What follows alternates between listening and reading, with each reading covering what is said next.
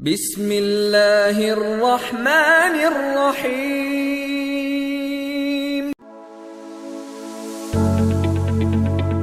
السلام علیکم ورحمۃ اللہ۔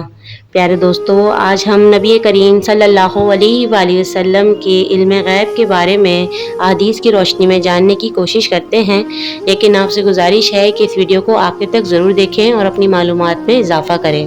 تو دوستو، حدیث نمبر 1 ہے کہ حضرت معاذ بن جبل رضی اللہ عنہ سے روایت ہے کہ نبی کریم صلی اللہ علیہ وآلہ وسلم نے ارشاد فرمایا کہ میں نے اپنے رب کو دیکھا،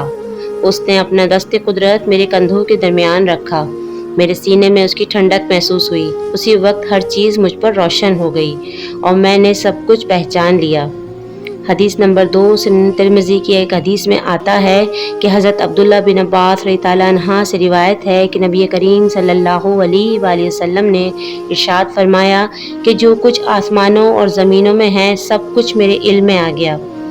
حدیث نمبر 3 حضرت عبداللہ بن عمر رضی اللہ عنہ سے روایت ہے کہ حضور اکرم صلی اللہ علیہ وآلہ وسلم نے فرمایا کہ بے شک میرے سامنے اللہ نے دنیا اٹھا لی اور میں جو کچھ اس میں قیامت تک ہونے والا ہے سب کچھ ایسے دیکھ رہا ہوں جیسے اپنی ہتھیلی کو دیکھ رہا ہوں، اسی روشنی کے سبب جو اللہ تعالیٰ نے اپنے نبی کے لیے روشن فرمائی تھی، جیسا کہ محمد صلی اللہ علیہ وآلہ وسلم سے پہلے انبیاء کرام کے لیے روشن کی تھی۔ حدیث نمبر 4 حضرت حذیفہ رضی اللہ عنہ سے روایت ہے کہ نبی کریم صلی اللہ علیہ وسلم نے ارشاد فرمایا کہ پچھلی رات مجھ پر میری امت اس حجرے کے سامنے میرے پاس پیش کی گئی، بے شک میں ان کے ہر شخص کو اس سے زیادہ پہچانتا ہوں جیسا کہ تم میں سے کوئی اپنے ساتھی کو پہچانتا ہے۔ حدیث نمبر 5 حضرت عمر فاروق رضی اللہ عنہ فرماتے ہیں کہ ایک مرتبہ نبی کریم صلی اللہ علیہ وآلہ وسلم ہمارے بیچ کھڑے تھے تو آپ صلی اللہ علیہ وسلم نے ہمیں مخلوق کی پیدائش سے بتانا شروع کیا، یہاں تک کہ جنتی اپنی منزل جنت میں داخل ہو گئے اور جہنمی اپنے ٹھکانے یعنی جہنم میں پہنچ گئے۔ حدیث نمبر 6 مسلم بخاری میں آتا ہے، حضرت عمر بن اخطب انصاری تعالیٰ عنہ سے روایت ہے کہ ایک دن نبی کریم صلی اللہ علیہ وآلہ وسلم نے نماز فجر سے غروب آفتاب تک خطبہ ارشاد فرمایا، بیچ میں ظہر اور عصر کی نمازوں کے علاوہ کوئی کام نہ کیا، اس میں وہ سب کچھ ہم سے بیان کیا جو قیامت تک ہونے والا تھا۔ حدیث نمبر 7 حضرت انس رضی اللہ عنہ سے روایت ہے کہ نبی کریم صلی اللہ علیہ وآلہ وسلم احد پہاڑ پر تشریف لے گئے اور آپ صلی اللہ علیہ وسلم کے ساتھ حضرت ابو بکر صدیق، حضرت عمر فاروق اور حضرت عثمان غنی بھی تھے، تو ناگہاں پہاڑ لرزنے لگا تو آپ صلی اللہ علیہ وسلم نے فرمایا کہ احد رک جا، تجھ پر ایک نبی، ایک صدیق اور 2 شہید موجود ہیں۔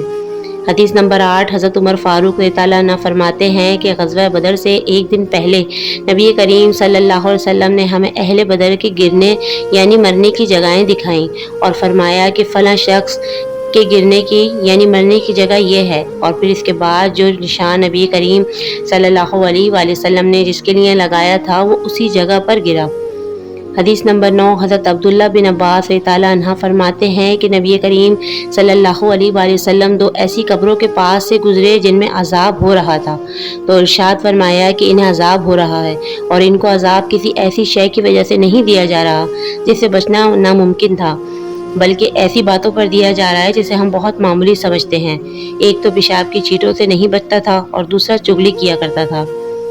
حدیث نمبر 10 حضرت عبداللہ بن مسعود سے روایت ہے کہ صلح حدیبیہ سے واپسی پر ایک جگہ نبی کریم صلی اللہ علیہ وآلہ وسلم اور صحابہ کرام کے اونٹ منتشر ہو گئے اور سب اپنے اپنے اونٹ واپس لے آئے، لیکن نبی کریم صلی اللہ علیہ وسلم کی اونٹنی نہ ملی، تو آپ نے مجھے ارشاد فرمایا کہ وہاں سے اونٹنی لے آؤ، تو میں وہاں گیا اور اونٹنی اسی حال میں پکڑ کر لایا جیسے مجھ سے نبی کریم صلی اللہ علیہ وسلم نے ارشاد فرمایا تھا، تو اللہ تعالیٰ نے اپنی قدرت سے حضور اکرم نبی محترم صلی اللہ علیہ وسلم کو غیب کا تمام علم عطا فرما دیا تھا۔ سبحان اللہ۔